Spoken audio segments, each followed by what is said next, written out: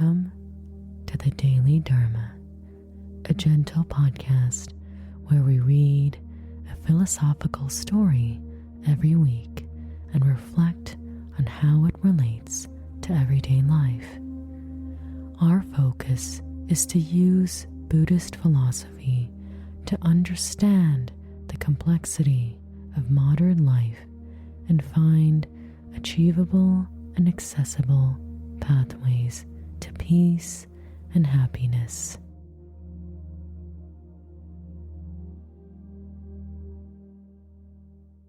Hi everyone, welcome to the Daily Dharma.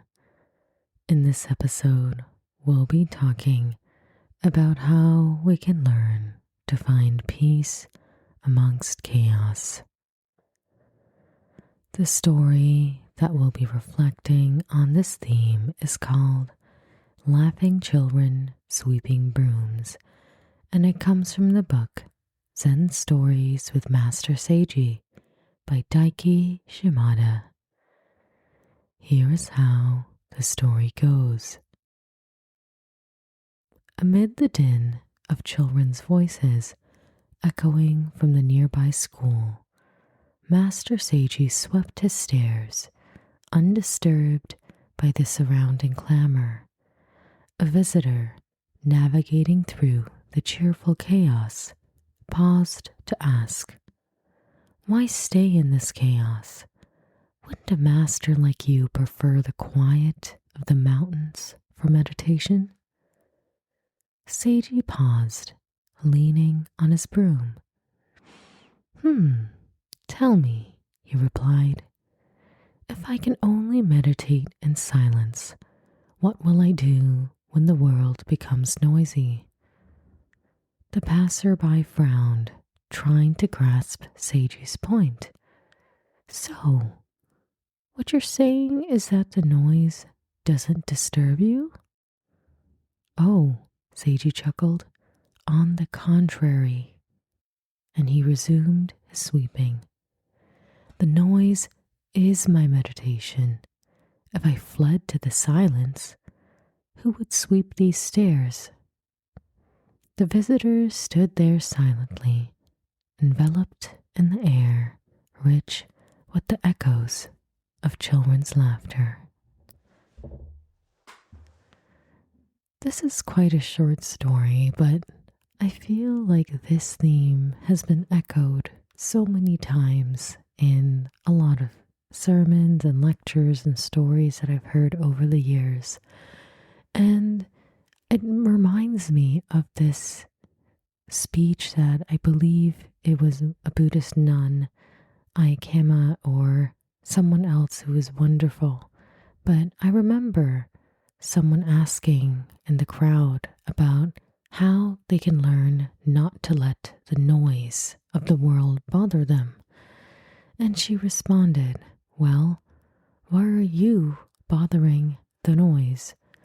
And that always struck me as such an interesting way to see the situation, because in our minds, we never look at the target and how we are interacting with it. We always look at how the target is interacting with us. So in this case, it's the children's laughter, or maybe even in my case, it is the fact that our heating system is not working properly. And it feels as though I am confronted with the noise of being in a new home and things just going wrong. And it is frustrating.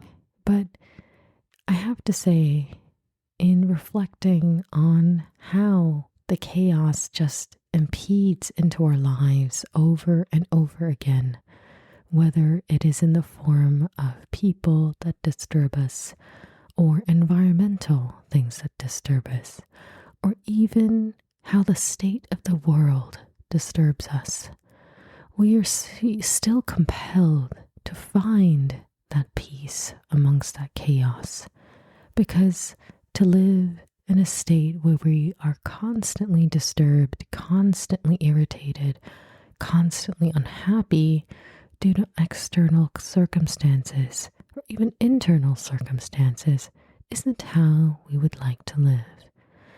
And thus I asked myself, well, really, in this situation with this problem that I have, do I really want to become that person who is constantly irritated or worried that something else in the house is going to go wrong? And to that, of course, I answered no. And then I more or less just realized that homes, like people, like anything in the world, are always breaking and healing. And thus, this is simply part of being in a home. Things break, and then we have to fix them, and we move on. And to allow that to become and snowball into something bigger than it is, something much worse than it is, would be doing a disservice to the current reality I live in, and also just not the way that I would want anyone to treat a problem of theirs. Because curiously, the mind has this really interesting but also unfortunate way of magnifying any problem, any noise in our lives. In fact, any chaos that comes our way, especially if it irritates us, bothers us deeply. It could have been sometimes, I remember in the past, a noise that had passed a long time ago, or an occurrence that was more than a year ago, and I would still think about it because it bothered me so much. And it was only through deep, deep introspection, far deeper introspection than I even thought I would need, that I was able to root out what it really was that was bothering me, which is really how I was thinking about the problem and how the problem related to me. And sometimes the solution is inaction. It is simply to accept and understand that something is going on. And sometimes the solution is even greater action. This has been the case often for example, I've had this ongoing friendship with a person, and this person was so dear to me. However, because of different instances where, despite forgiving them so many times, they had continued to do things that were hurtful, I just felt enough was enough. And the interesting thing too is I had spoken to so many people about this person, and they all unanimously said, well, this is something that you keep choosing for yourself because you know that this person is a certain way, and yet it hurts you, but you still engage in the friendship thinking that it will change.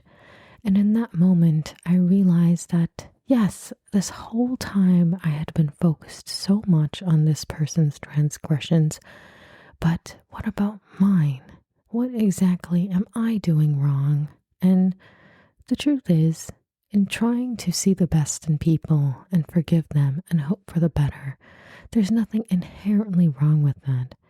But to realize that someone is something that they just aren't, and still believe that they are the person that you think they are and not the person that they actually are, well, that will only lead to more heartbreak.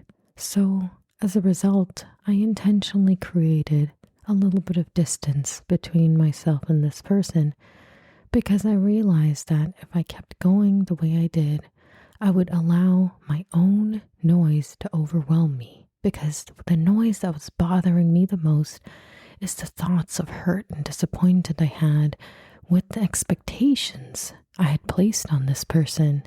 So, moreover, finding the peace in the chaos is, I would say, more than anything, actually interrogating what the chaos does to you, what the chaos actually means to you, and really examining how you really think about the chaos, because those beliefs can sometimes go so deep.